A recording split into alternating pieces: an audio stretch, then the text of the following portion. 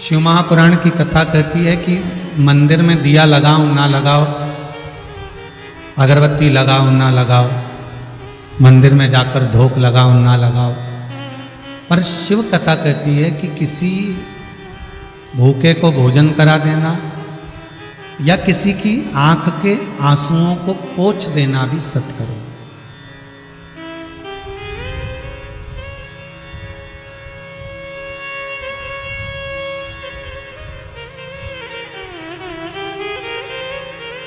कई लोग सत्कर्म करने के बहाने में पाप कर्म भी कर बैठते हैं। तीर्थ करने जाते हैं और तीर्थ कर कर जब वापिस आते हैं तो वहां से आने के बाद अरे वहां तीर्थ करने तो जाना ही मत, वहां तो पंडा लोग ऐसे हैं कि पीछे ही पकड़ लेते हैं।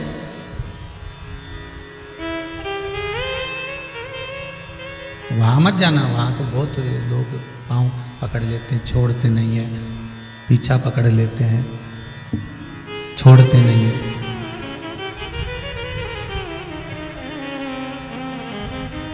उस जगह पर ना जाइए, डीले कम करो, आवाज बढ़ा दो। सत्कर्म केवल वही नहीं है, सत्कर्म का जो प्रभाव है, सत्कर्म वो भी है कि हम किसी को रोता हुआ ना देखें, हम किसी को दुखी ना देखें, हम किसी को तकलीफ में, हम किसी को कष्ट में ना देखें।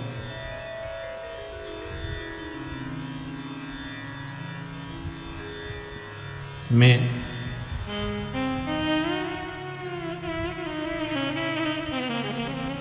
2 घंटे भगवान की माला जपता हूँ, मैं 4 घंटे भगवान के मंदिर में बैठता हूँ, मैं प्रतिदिन भगवान की आराधना में डूबा रहता हूँ, ये सत्कर्म ही है क्या? आप अगर माला जप रहे हो, आप अगर मंदिर जा रहे हो, आप अगर पुण्य कर रहे हो, कुछ भगवत भजन कर रहे हो, तो अपने पूर्व के पाप कर्म को थोड़ा थोड़ा काट रहे हो।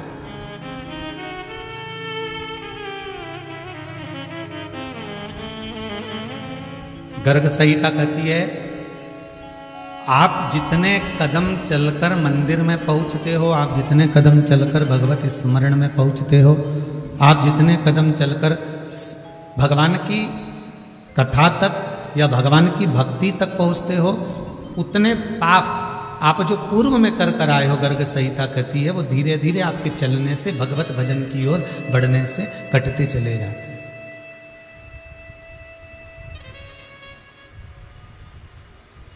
आपका वो पाप कट रहा है।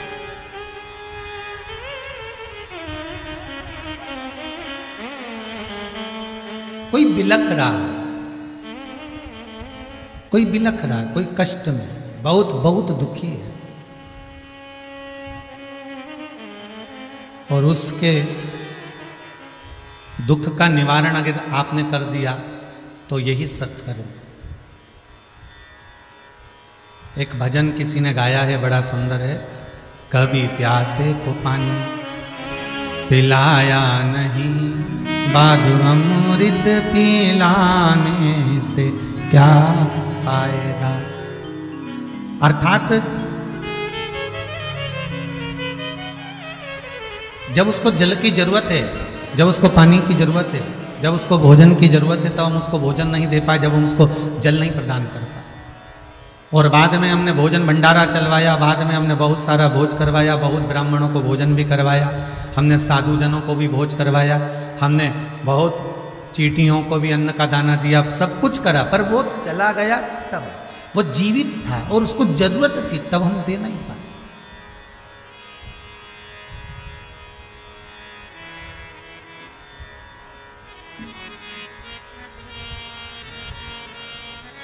तब हम पहचान नहीं पाए और उसको हम अच्छा कुछ प्रदान कर नहीं पाए।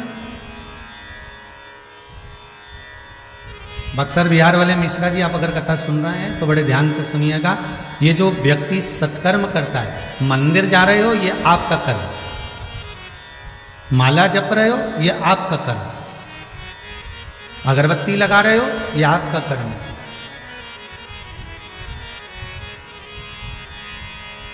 पर यदि आप किसी के आंख के आंसुओं को पोंछ रहे हो, किसी को औषधि दे रहे हो, किसी के लिए कुछ अच्छा कार्य कर रहे हो, यह सत्कर्म है। और यह सत्कर्म कब होता है?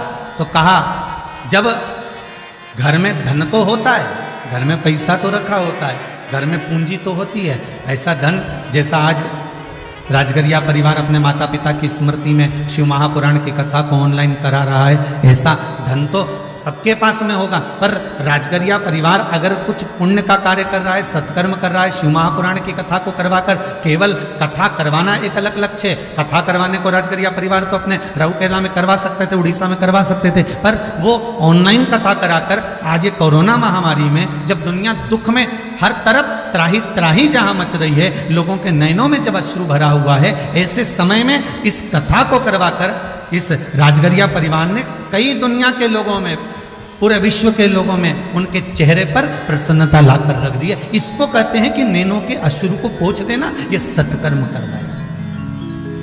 और ये सत्कर्म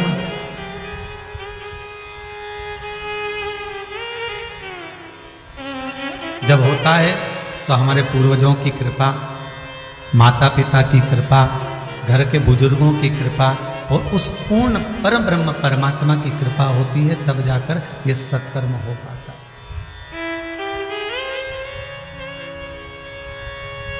उसकी कृपा हो।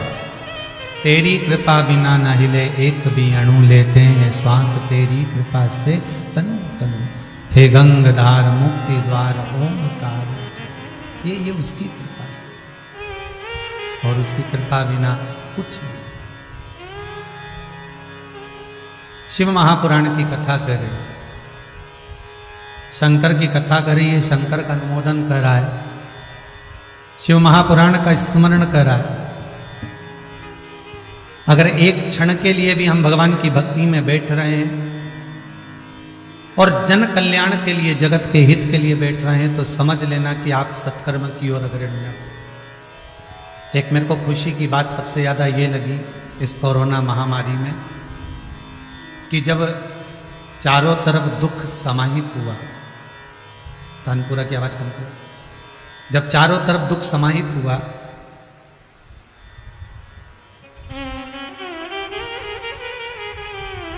इस वायरस ने त्राही त्राही मचाई, तो हर जगह के जितने भी, चाहे जिस धर्म का व्यक्ति, चाहे जिस वर्ण का व्यक्ति, प्रत्येक धर्म वाले ने, प्रत्येक वर्ण वाले ने भगवान को पुकारा जरूर कि प्रभु अब बहुत हो गया, अब थोड़ा ये जगत के लोगों को श्वास प्रदान कर दीजिए, सांस दे दीजिए, थोड़ी सी श्वास दे दीजिए, बहुत हो गया।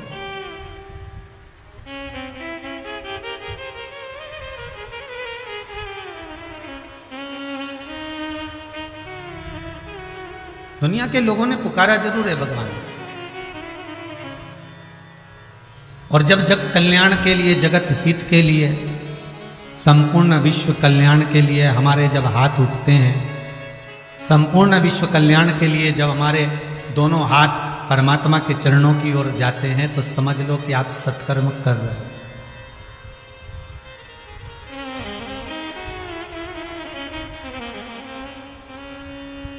बहुत छोटी सी बात है, समझ जाएं तो अच्छा है। प्रतिदिन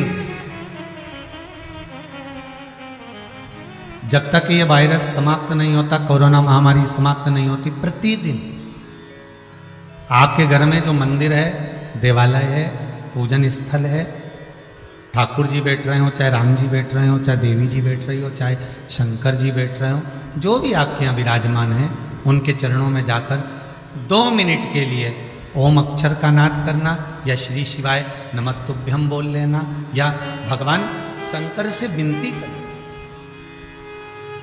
सर्व जगत हित के लिए, संपूर्ण विश्व कल्याण के लिए।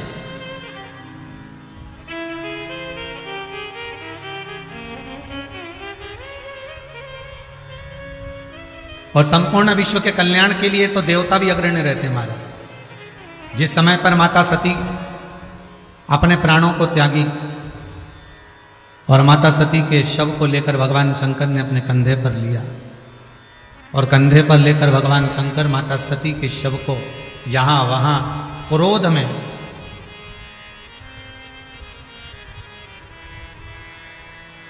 घूमने लगे। तब स्वयं भगवान विष्णु सम्मुख में आकर खड़े हो गए और भगवान विष्णु ने देखा कि सती के शव को लेकर भगवान भूत अधिपति भूतनाथ भगवान शंकर कैलाशी अविनाशी शिव क्रोध में लाल होकर जहां तहां भ्रमण कर रहे हैं। सुदर्शन चक्र को उठाकर, जो चक्र भगवान शंकर ने भगवान विष्णु को दिया था, वही चक्र से भगवान विष्णु स्वयं माता सती के शरीर के टुकड़े कर,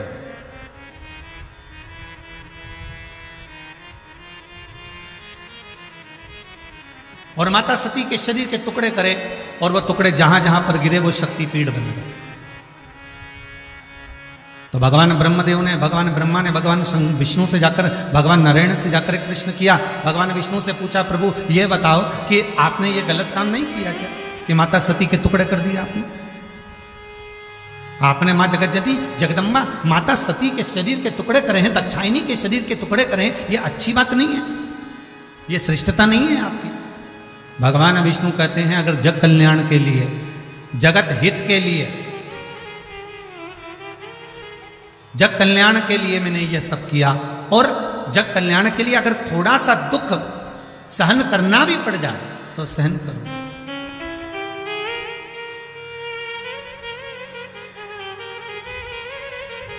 एक मां अपने छोटे से बच्चे को जब लेकर जाती है ना, और जब वो उसको टीका लगता है, इंजेक्शन लगता है बाल्यावस्था में, छोटा सा बच्चा, और उस बच्चे को लेकर मां जाती है और मां कहती है इसको टीका लगा दीजिए, इसको इंजेक्शन लगा दीजिए, और क्रम वाइज उस बच्चे को इंजेक्शन लगते हैं। डॉक्टर खुद कहते हैं अब इतने महीने पर लेकर आना, इतने दिन बाद लेकर आना, और वो बच्चे को लेकर जाती है 15 दिन में, 20 दिन में, 12 दिन में, 8 दिन में, 10 दिन में, 14 दिन में, 3 दिन में, जैसे जैसे लेकर पहुंचती है। मां को मालूम है, माता को यह ज्ञात है, माता के मन में यह भाव है कि ये बच्चे को कष्ट होगा, दर्द होगा, दुख होगा, हो सकता है कि इसको रात्रि में नींद भी ना आए और ये उथल पुथल करता रहे, रात्रि में हो सकता है सो भी ना पाए, बुखार भी आ जाए। माता को ये सब मालूम है और माँ ये सब जानती है, उसके बाद भी माँ उस बच्चे को इंजेक्शन लगवाती है, माँ उस बच्चे को टीका लगवाती है। क्यों? क्योंकि माँ कहती है कि मैं अपना हित ना देखूं, इस बच्चे का हित देखूं, इस बच्चे का।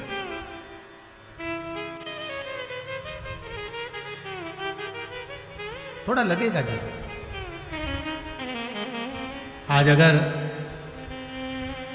संपूर्ण भारत की भूमि पर पुलिस प्रशासन थोड़ा सा प्रेशर दे रही है, घर में रहो, बाहर मत निकलो, दरवाज़ा बंद कर कर रखो, थोड़ा दुकानें बंद कर कर रखो, तुम अपने घर में रहो, थोड़ा उनका क्रोध दिख जरूर रहा है, पर इससे फायदा आपका है। प्राण रहेंगे तो दुकान पर बैठ भी जाओगे, प्राण रहेंगे तो 4 फैक्ट्रियां भी लगा लोगे, शरीर रहेगा, प्राण रहेंगे तो परिवार में गाड़ी और बंगले का सुख भोग भी लोगे। और अगर मालूम पड़े दुकान खोलकर बैठ गए और वायरस लग गया, कोरोना जैसी महामारी लग गई, और मालूम पड़े हॉस्पिटल में पड़े रहे और आखिरी में राम नाम सत्य हो गया, तो फिर वो कमाने का लाभ क्या होगा? थोड़ा कष्ट जरूर होगा, होगा थोड़ा कष्ट।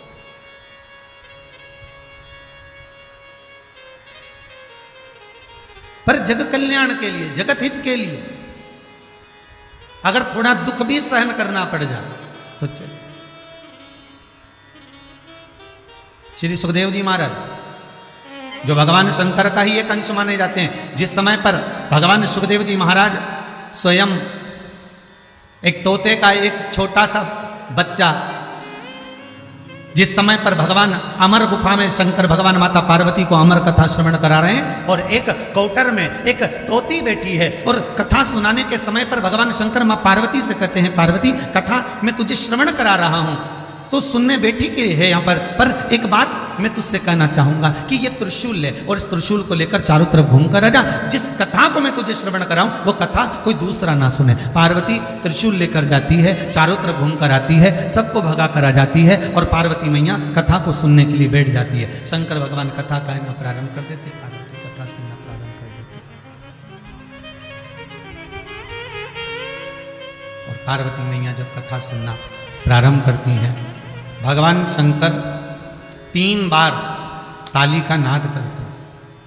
भगवान भूताधिपति भगवान शंकर 3 बार ताली का नाद करते हैं। और ताली का नाद करते से ही तोती का प्रसव हो जाता है और तोती के गर्भ का अंडा कोटर में गिर जाता है। शिवजी पार्वती मैया को अमर कथा सुनाते रहते हैं।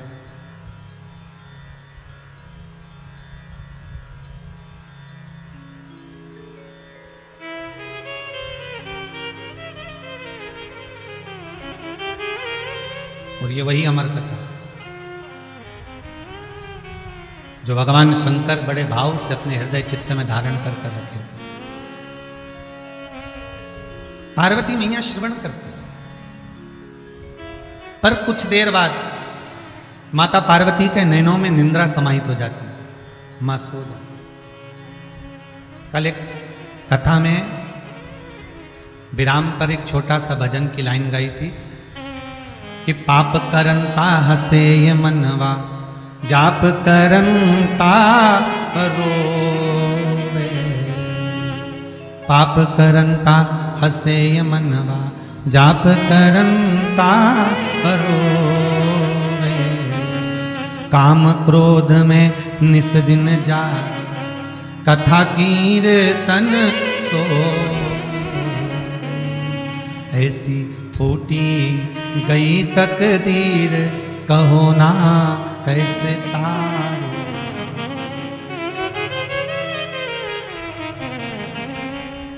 रात को 12-1 बजे तक अगर टीवी देखना है, फिल्म देखना है तो नींद नहीं आएगी। 12-1 बजे तक नाटक देखना है, फिल्म देखना है, सीरियल देखना है तो नींद नहीं आएगी। और मालूम पड़े किसी ने ले जाकर तुमको सुंदरकांड के पाठ में बिठा दिया, क्योंकि ज्यादातर जगह जगह पर सुंदरकांड का जो पाठ होता है ना वो रात को ही होता है, फ्री समय पर।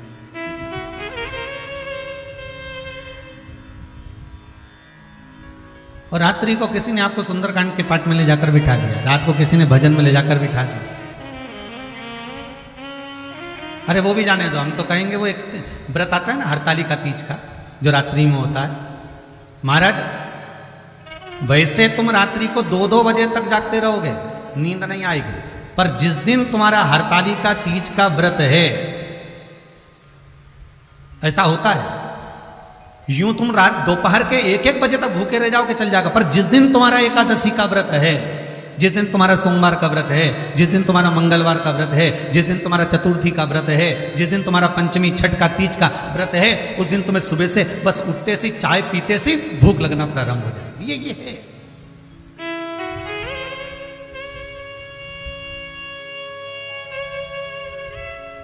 ऐसे आप रात को 12-12 बजे तक 1-1 बजे तक जगते रहो, पर हरतालिका तीज के दिन जैसे ही पूजन का दिन आता है, रात्रि जैसे जैसे शाम पहली पूजन हुई, दूसरी पूजन हुई और मालूम पड़े नैनों में नींद समाहित होने लगती है। आप कहीं पर जाओ सत्संग में, भजन में, कीर्तन में, रात्रि के समय पर बैठे बस नींद आना प्रारंभ हो जाएगी। पर जहाँ वो कहे ना कि भाई ऐसा क्यों होता है, उसका कारण क्या है। लोग शादी में डीजे पर कितना नाचते हैं, नींद नहीं आती, और भजन में बैठते हैं और नींद आने लगती है, कथा में बैठे और नींद आने लगती है। उसका एक कारण ये भी हो सकता है क्योंकि नींद हमेशा अच्छी जगह पर ही आती है, नींद हमेशा मखमल के गादी तकिए पर ही आती है, नींद हमेशा डनलप के गद्दे पर ही आती है, नींद हमेशा सुकून की जगह पर ही आती है। और ये डीजे, ये डिस्को, ये नाटक, ये सीरियल, ये फिल्में, ये जितनी भी हैं, ये सेज सुख की नहीं है, ये मखमल के गादी तकिया नहीं है, ये कांटों की सेज है। इसलिए नाटक में, सीरियल में, डिस्को में, पार्टी में, शादियों में नींद नहीं आएगी, पर सत्संग में, भजन में, कीर्तन में, स्मरण में, नामावली में नींद आएगी, क्योंकि वो मखमल की सेज हो जाती है, वो भगवान की गोद हो जाती है। और भगवान की गोद में जब मनुष्य बैठता है तो उसको आनंद की अनुभूति हो जाती है।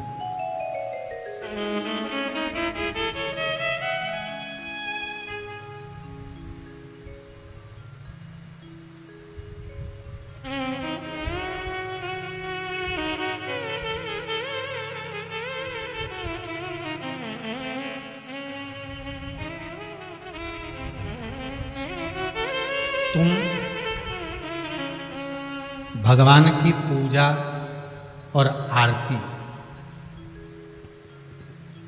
मशीनों के भरोसे पर छोड़ दिया। अभी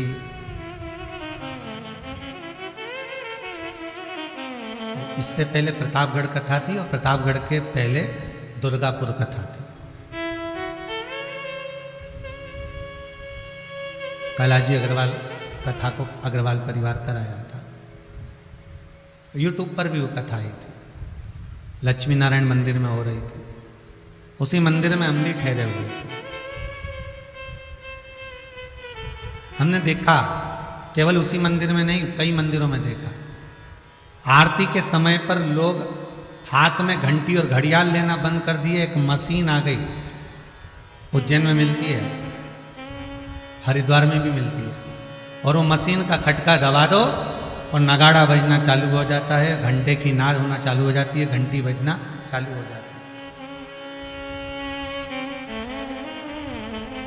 विचार करिए जरा, हमने आरती और पूजन को मशीनों के बल पर छोड़ दिया, इसलिए उस परमपिता परमात्मा ने भी तुमको वेंटिलेटर के बल पर छोड़ दिया।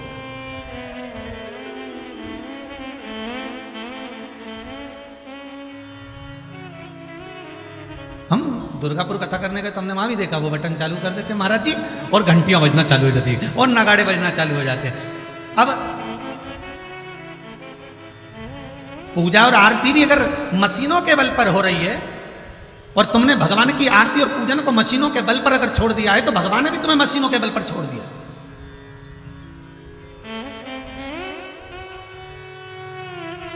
और भगवान भी कह रहा है छोड़ दो इसको वेंटिलेटर पर, मशीनों के। इसने मेरी पूजन को, मेरी आरती को, मेरे भजन को, मेरे कीर्तन को, मेरे नाम स्मरण को, मेरी भक्ति को केवल मशीन का एक ठिकाना बना रखा।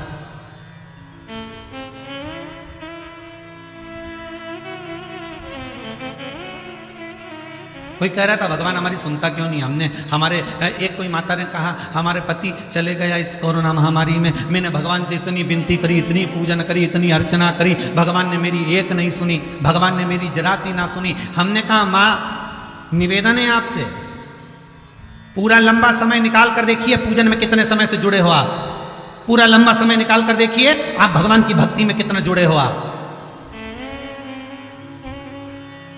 एक गुरुजी ने एक शिष्या से पूछा तुम्हारे ससुर की उम्र कितनी है? गुरुदेव 22 साल। तुम्हारी सास की उम्र कितनी है? गुरुदेव 38 साल। गुरुदेव फिर पूछे तुम्हारी उम्र कितनी है? 52 साल। तुम्हारे पति की उम्र कितनी है? कल पैदा हुआ है। पत्नी कह रही। सास को गुस्सा आ गया जो सामने बैठी थी, उठकर खड़ी हो गई, महाराज ये मेरी बहू ने अपनी उम्र सही बताई, बाकी के सब झूठा बताया। ससुर 22 साल का है, मैं 38 साल की हूं, इसका पति कल पैदा हुआ, तो शादी किसके साथ हुई इसकी? इसने केवल अपनी उम्र सही बताई, बाकी की सारी उम्र गलत बताई। गुरुजी हाथ जोड़कर बोले माँ आप बैठ जाओ, गुस्सा मत करो, मैंने आपकी बहू से आपकी उम्र पूछी है, और वो उम्र नहीं जो तुम्हारी है, मैंने आपकी बहू से केवल वो उम्र पूछी है कि कौन कितने समय से भगवान की सेवा में लगा है। ससुर भले 80 साल का हो गया पर 22 साल से भगवान की पूजन कर रहा है। सास भले 70 साल की हो गई पर 38 साल से भगवान का भजन कर रही है। पति भले 60 साल का हो गया पर कल से भगवान की सेवा में लगा, इसलिए कल से ही पैदा। हमारी सही उम्र का अंदाजा हमें कहे कहाँ?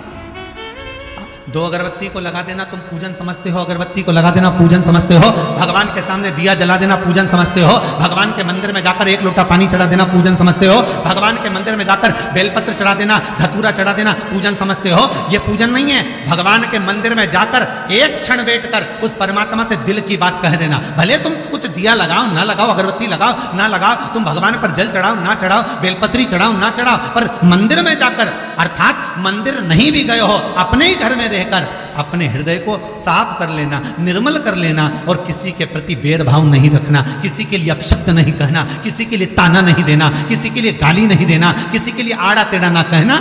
ये पूजन से बढ़कर भी पूजन है साहब। फिर तो तुम्हारी कथा और वो शिशुपाल की कथा में क्या अंतर है? वो शिशुपाल भगवान के सामने खड़ा है और भगवान कह रहे दाऊ दादा ये मेरी बुआ का लड़का है, इसको समझा दो, ये गालियों पर गालियां दे रहा है, सहन नहीं करूंगा मैं, इसको कह दो आप ये मेरी बुआ का लड़का है। अब शिशुपाल बुआ का लड़का है, भगवान के सामने खड़ा है, भगवान के सम्मुख में खड़ा है, उसके बाद भी भगवान उसके प्राणों को हर लिए, उसकी गालियां पूर्ण होने पर। उसका कारण क्या था? जब बुआ का बेटा था तो भगवान को मारना नहीं था।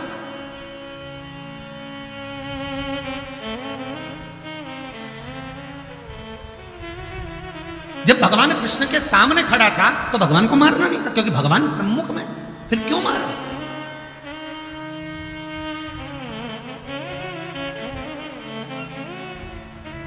क्यों मारा? किस लिए?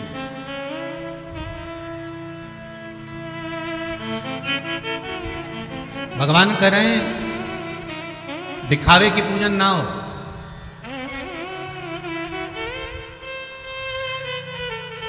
भोजन में झूठे किए हुए हाथ को पानी से धोया जा सकता है।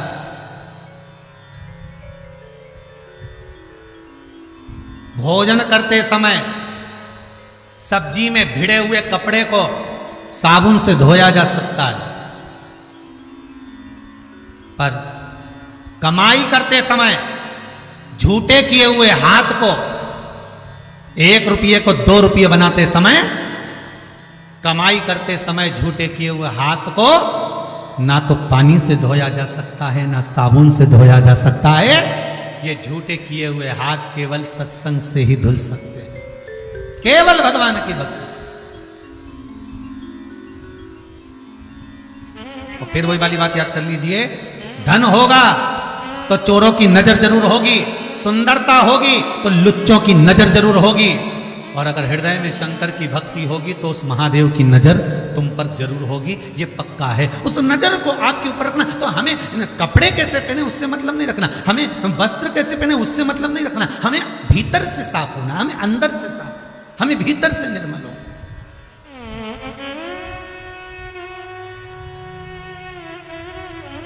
हमारा मन पवित्र नहीं है।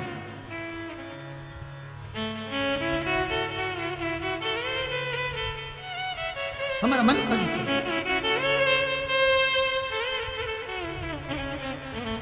हमें भगवान की याद कब आती है? सोमवार आता है तब शंकर जी की याद आ जाती है, मंगलवार आता है तो हनुमान जी की याद आ जाती है। पूरे व्हाट्सएप पे देख लेना तुम भले हो, मंगलवार आएगा तो हनुमान जी का फोटो आ जाएगा, सोमवार आएगा तो शंकर जी का फोटो आ जाएगा, शनिवार आएगा तो शनि महाराज का फोटो आ जाएगा, शुक्रवार आएगा तो देवी जी का फोटो आ जाएगा, रविवार आएगा तो सूर्यनारायण भगवान का फोटो आ जाएगा। हम देवता को भी उसी दिन याद कर रहे हैं जिस दिन उसका वार है, इसके सिवाय हम उस देवता को याद नहीं कर रहे।